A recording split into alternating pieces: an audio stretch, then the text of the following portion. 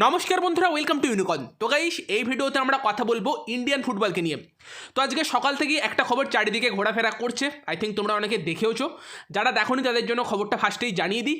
সেটা হচ্ছে ফিফার তরফ থেকে কিন্তু ইন্ডিয়াকে ফুটবল থেকে আপাতত ব্যান করা হয়েছে। মানে পাতি ভাষায় বলতে গেলে এআইএফএফ বা ইন্ডিয়ান ফুটবল ফেডারেশনের ওপর কিন্তু ফিফার তরফ থেকে ব্যান লাগানো হয়েছে থার্ড পার্টি ইন্টারভেনশনের জন্য। আর যতদিন না পর্যন্ত এই ব্যান উঠছে ততদিন পর্যন্ত কিন্তু ইন্ডিয়ান ন্যাশনাল টিম কোনো ইন্টারন্যাশনাল ম্যাচ খেলতে পারবে না। ক্লাবগুলো এএফসিতে নিজেদের দেশকে রিপ্রেজেন্ট করতে পারবে না। ইভেন আইএসএল বা আই লিগ ক্লাবগুলো কিন্তু বিদেশি প্লেয়ারদের সাইন করাতে গিয়েও প্রবলেমে পড়তে পারে। মানে একটা হিউজ ক্ষতি কিন্তু ভারতীয় ফুটবলের হতে পারে।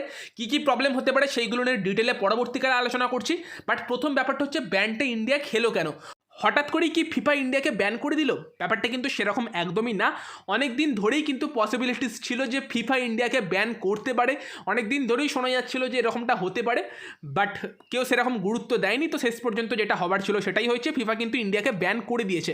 তো ফিফার তরফ থেকে জানানো হয়েছে এই ব্যান হবার মেন কারণ হচ্ছে থার্ড পার্টি ইন্টারভেনশন, মানে থার্ড পার্টির ইন্টারফেয়ার করা। সুপ্রিম কোর্ট নিযুক্ত কমিটি অফ অ্যাডমিনিস্ট্রেশন, মানে যে সিওএ গঠন হয়েছিল, তো তাদেরকেই কিন্তু ফিফার তরফ থেকে থার্ড পার্টি বলা হয়েছে। এবং যখন থেকে তারা এএফএফ এর কাজের মধ্যে ইন্টারফেয়ার করছিল, তো তখন থেকেই কিন্তু মনে হচ্ছিল যে ইন্ডিয়া ফিফা ব্যান হতে পারে। এবং রিসেন্টলি কিন্তু মানে তারা এমন কিছু যেগুলো আর কি রুলস আনতে চেয়েছে, যেগুলো কিন্তু সম্পূর্ণ ফিফার নিয়মের বাইরে, এবং সেগুলো আনার পরই কিন্তু ব্যাপারটা আরও জোরালো হয়েছে এবং ফিফার তরফ থেকে কিন্তু এখন ইন্ডিয়াকে ব্যান করে দেওয়া হয়েছে।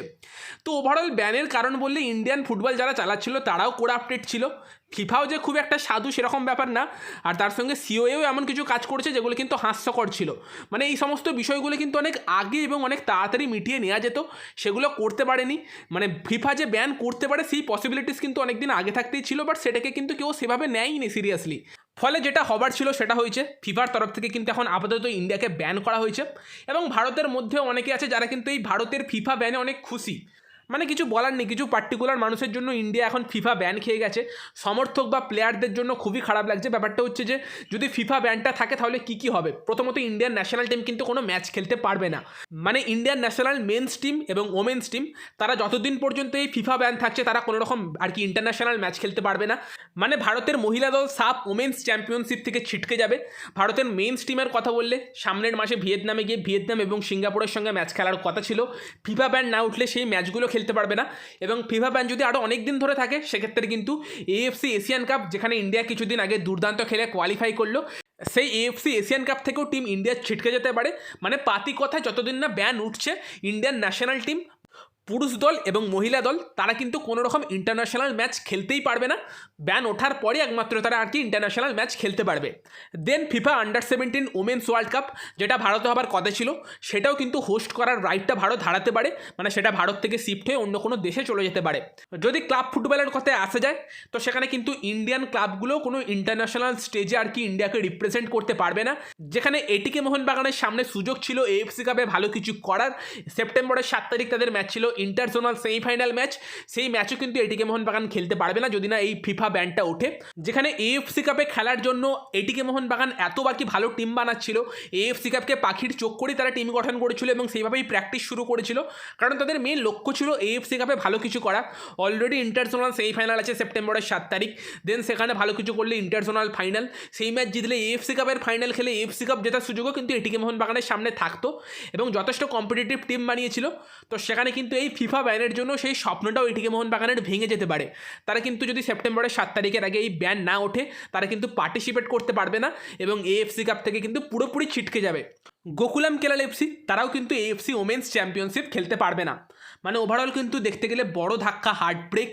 এবং তার সঙ্গে যদি ক্লাব ফুটবলের কথা বলো, সেখানে আইএসএল বা ডুরান্ড কাপ যেরকম হবে সেগুলো তো চলবে, সেখানে কোনো অসুবিধা হবে না।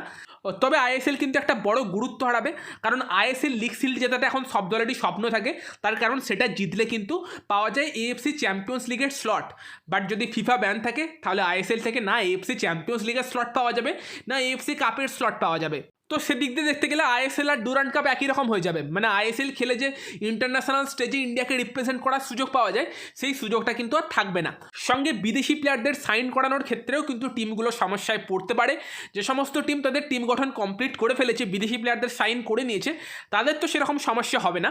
বাট যেই টিমগুলো কিন্তু এখনও বিদেশি প্লেয়ারদের সাইন করায়নি, তারা কিন্তু বড়সড় সমস্যার মুখে পড়তে পারে। কারণ এই ব্যান খাবার ফলে হয়তো অনেক বিদেশি ফুটবলারই ইন্ডিয়াতে খেলতে আসতে চাইবে না, বা যারাও আসতে চাইবে তাদের ডিম্যান্ড অনেক হাই হবে।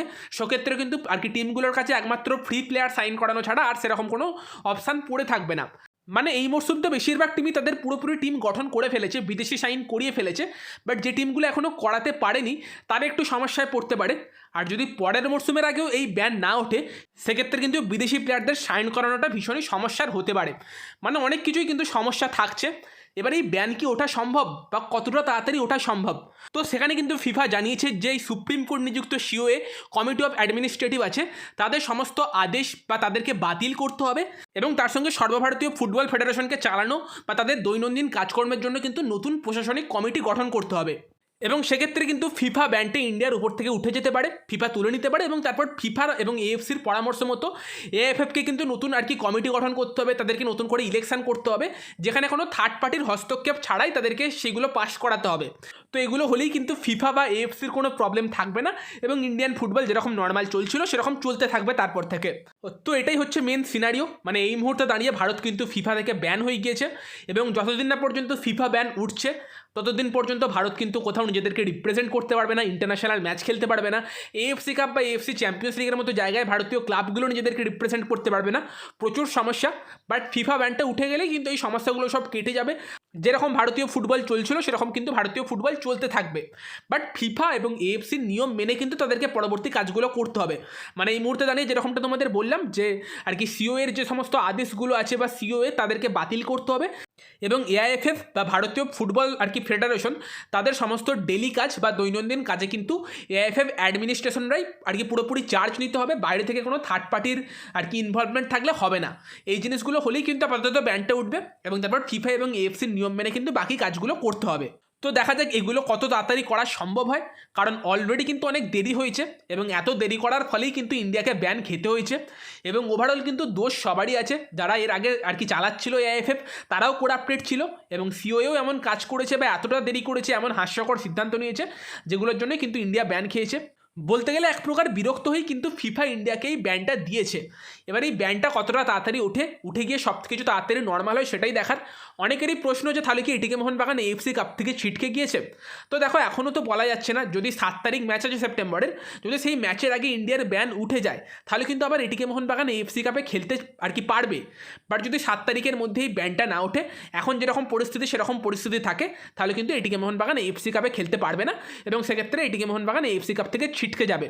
আর এরকম হঠাৎ করে ব্যান খেয়ে যাওয়াতে কিন্তু এটিকে মোহনবাগানের প্রস্তুতিতেও তার প্রভাব পড়বে। তো দেখা যাক শেষ পর্যন্ত কি হয়। Hope for the best. আশা করা যায় যেন খুব তাড়াতাড়ি ব্যানটা উঠে যায়। এবার দেখা যাক কবে কি সিদ্ধান্ত হয়। তো তোমাদের এই বিষয়ে কি মতামত কমেন্টে জানিও। আর চ্যানেলে নতুন হলে চ্যানেলটা অবশ্যই সাবস্ক্রাইব করে নিও আর তার পাশের বেল আইকনটাকেও আর কি অবশ্যই অন করে দিও। পরবর্তী আপডেটগুলো তোমরা আমাদের চ্যানেল থেকে পেয়ে যাবে। তো চলো এই ভিডিওতে এই পর্যন্তই। Bye bye.